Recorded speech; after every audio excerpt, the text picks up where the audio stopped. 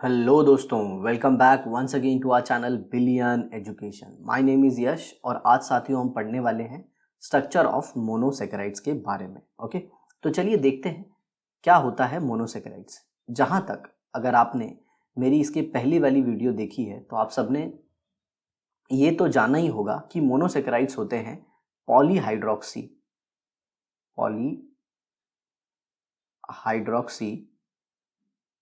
Aldehyde या फिर polyhydroxy ketone. और इसमें एक बहुत ही इंपॉर्टेंट चीज that is optically active polyhydroxy aldehyde और ऑप्टिकली एक्टिव पॉलीहाइड्रोक्सी कीटोन, या फिर ऐसे कंपाउंड जो रिएक्शन करने के बाद या फिर हाइड्रोलिसिस के बाद ऐसे कंपाउंड दे दे। ये तो मैंने आपको स्टार्टिंग में ही बता दिया था। तो एक्चुअल में जो मोनोसेकेराइड्स होते हैं उनका जो स्ट्रक्चर है वो डिपेंड करता है दो फैक्टर पे। जो मोनोसेकेराइड का स्ट्रक्चर है वो दो फैक्टर पे डिपेंड करता है। सबसे पहले number of carbon atom, okay, उसके अंदर कितने कार्बन एटम है, और दूसरा टाइप ऑफ फंक्शनल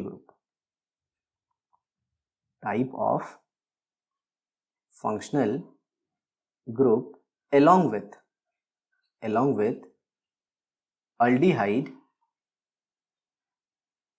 और कीटोनिक ग्रुप। आ रहा है समझ? तो मोनोसेकेराइड्स मतलब पहले तो उनके पास कितने कार्बन एटम है और दूसरा उनके पास कौन से फंक्शनल ग्रुप है। ओके, किसके साथ? अल्डिहाइड के साथ और कीटोन के अलावा। ओके, तो हमने तो एक चीज यहां से ही सीख लिया कि पॉलीहाइड्रोक्सी है मतलब उसके अंदर अल्कोहलिक ग्रुप भी होगा।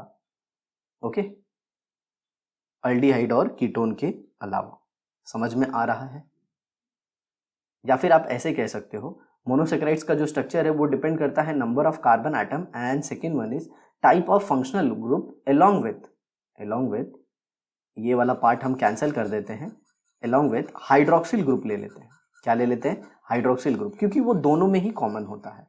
ओके, अल्डिहाइड में भी और कीटोन में भी।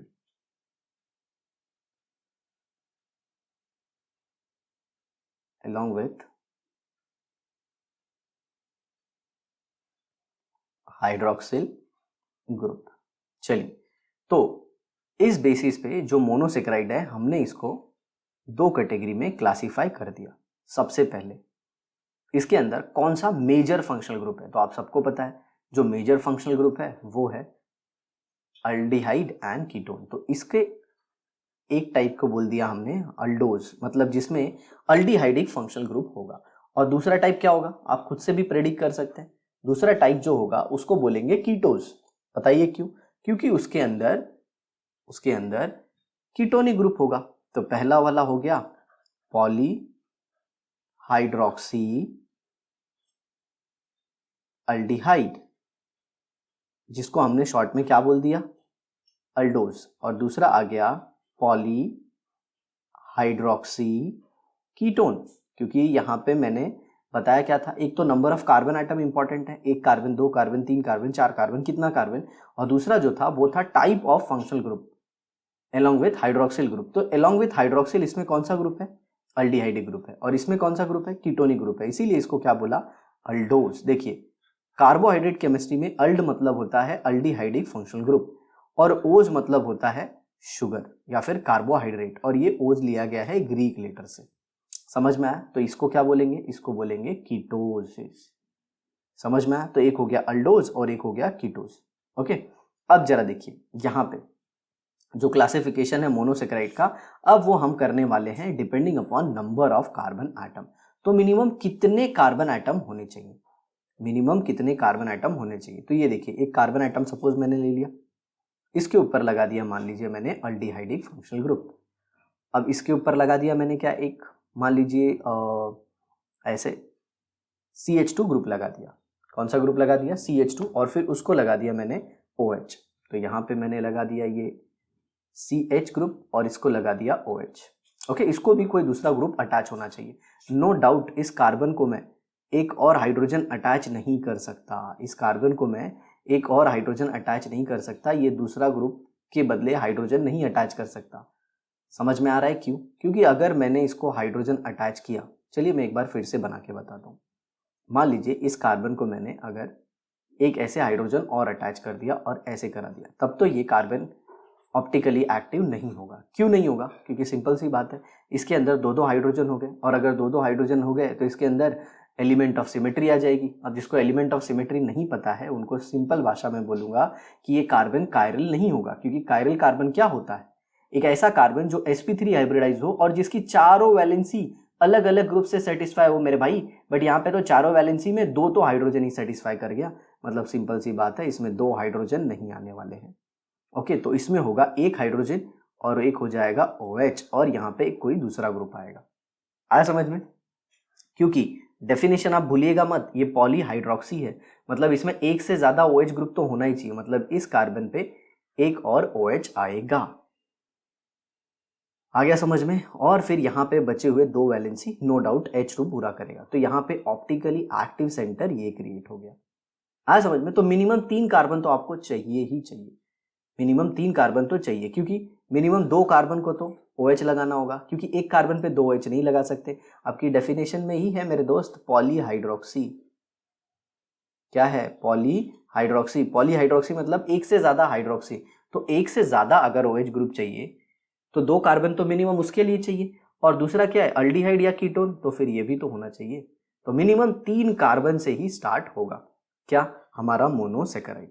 आया समझ में? ये क्राइटेरिया है। क्यों? ये क्राइटेरिया हम फुलफिल करेंगे तभी वो डेफिनेशन को सेटिस्फाई करेगा। तो क्या होता है मोनोसेकेराइड्स का डेफिनेशन या कार्बोहाइड्रेट का? पॉलीहाइड्रोक्सी अल्डिहाइड और ketone which are optically active, और मोनोसेकेराइड वो होते हैं जो फर्दर हाइड्रोलाइज नहीं होते। तो यहां पे मैं लिखूंगा नंबर ऑफ कार्बन एटम, यहां पे मैं लिखूंगा नंबर ऑफ कार्बन एटम, और राइट साइड में मैं लिखूंगा मोनोसेकेराइड कि उसका नाम क्या होगा। तो यहां पे मैं उसे लिखूंगा मोनोसेकेराइड। ठीक है, तो नंबर ऑफ कार्बन कितना? 3। नंबर ऑफ कार्बन यहां पे कितना? 4, या फिर नंबर ऑफ कार्बन 5, या फिर नंबर ऑफ कार्बन 6, या फिर नंबर ऑफ कार्बन 7, 8, ऐसे बस आगे बढ़ते जाइए। तो अब इसमें भी 2 कैटेगरी आ सकती है 3 कार्बन में। अगर अल्डिहाइड फंक्शनल ग्रुप हुआ तो उसको तो हम लोग क्या बोलेंगे? अल्डो, OSE बोलेंगे। और 3 कार्बन है तो क्या बोलेंगे? अल्डो ट्रायोज। इसको क्या बोलेंगे? कीटो ट्रायोज। आ समझ में? और अगर 4 कार्बन है तो क्या बोलोगे? 4 कार्बन है तो अल्डो टेट्रोज या फिर कीटो टेट्रोज। यहां पे इसको क्या बोलोगे? इसको फिर क्या बोलोगे? अल्डो पेंटोज, या फिर कीटो पेंटोज। तो ऐसे ही आप अपने नोट्स में इन सब का नाम लिख लेना। 6 वाले को क्या बोलोगे? 6 वाले को बोलोगे अल्डो हेक्सोज या फिर कीटो हेक्सोज। ऐसे समझ में आया? तो ऐसे नाम करते हैं हम मोनोसेकेराइड का। तो मोनोसेकेराइड में क्या क्या दिख रहा है? कौन सा फंक्शनल ग्रुप है, कितने कार्बन है, और ओज रिप्रेजेंट करता है शुगर। तो आई होप आपको समझ में आ गया होगा। अब इसमें एक बहुत ही इंपॉर्टेंट चीज है जो मैं आपको बताना चाहूंगा। 3 कार्बन वाला जो अल्डोट्रायोज होता है वो तो ऑप्टिकली एक्टिव होता है,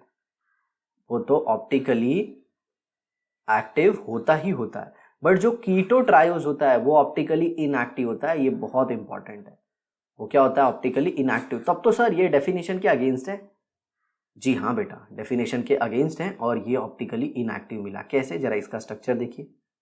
कीटो ट्रायोज है, मतलब एक कीटोन ग्रुप तो होना ही चाहिए, और कीटोन ग्रुप के लिए आप सबको पता है प्यारे बच्चों, बगल में कार्बन भी होना चाहिए। अब दूसरा क्राइटेरिया क्या है? पॉलीहाइड्रोक्सी होना चाहिए, मतलब इसको एक OH अटैच होना चाहिए, इसको भी एक OH अटैच होना चाहिए। अरे सर एक ही कार्बन पे 2 OH अटैच कर दो ना। नहीं बबुआ, ऐसी गलती भूल के भी मत करना। एक ही कार्बन को 2 OH अटैच कर दोगे तो वो अनस्टेबल हो जाएगा हाइड्रोजन बॉन्डिंग की वजह से, और वाटर रिलीज हो जाएगा। एक कार्बन पे 2 OH स्टेबल नहीं होते। आया समझ में? Gem diol are unstable. Geminal diol मतलब सेम कार्बन पे 2 OH ग्रुप आर अनस्टेबल। तो यहाँ पे आपको क्या लगाना है? दो हाइड्रोजन लगाना है, नो डाउट। यहाँ पे भी 2 हाइड्रोजन लगाना है। तो ये हो गया CH2OH, ये भी हो गया CH2OH। अब जरा देखिए इसमें कोई भी आपको कायरल सेंटर दिख रहा है? Can you see any of the chiral centre? No.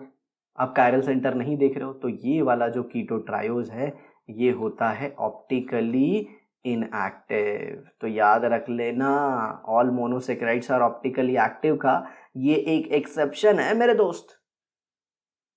समझ में आया ना? अब इसके आगे हम पढ़ेंगे हर एक मोनोसेकेराइड्स के स्ट्रक्चर को डिटेल में, जिसमें से हमें 3 कार्बन वाला मोनोसेकेराइड और 6 कार्बन वाला मोनोसेकेराइड्स ज़्यादा पढ़ना होता है, क्योंकि इसी पे क्वेश्चन ज़्यादा आते हैं। तो आई होप दोस्तों आपको ये वीडियो ज़रूर पसंद आया होगा, बहुत ही अच्छे तरीके से, कि कैसे मोनोसेकेराइड्स का स्ट्रक्चर बनाते हैं। अगर आप चैनल पर नए हो तो सब्सक्राइब कर दीजिए और बेल आइकन को भी दबा दीजिए, ताकि हम जब भी वीडियो अपलोड करें आपको नोटिफिकेशन मिल जाए, और इसे अपने दोस्तों तक भी पहुंचाएं, ताकि उनका भी ज्ञान आपकी तरह ही उम्दा हो सके। तो चलिए दोस्तों, मिलते हैं नेक्स्ट एपिसोड में। तब तक के लिए बाय।